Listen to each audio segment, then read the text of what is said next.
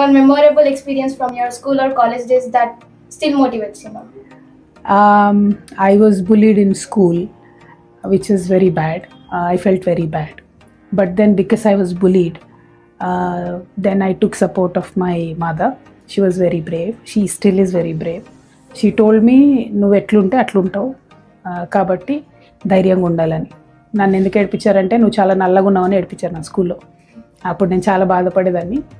Then my mom told me, చాలా light తీసుకో, ఎట్లుంటే అట్లుంటారు, దేవుడు పుట్టించినట్టు ఉంటారు, నీ క్యారెక్టర్ ఏందన్నది important, not how you look, right? So అప్పటి నుంచి డోంట్ కేర్ ఫర్ ఎనీబడి, నేను ఎట్లుంటే అట్లుంటా బై, నేనేం చేస్తా అన్నది మ్యాటర్ అవుతుంది, not how you look. Because నువ్వు ఎట్లుంటావు అన్నది నీ చేతిలో లేదు కదా.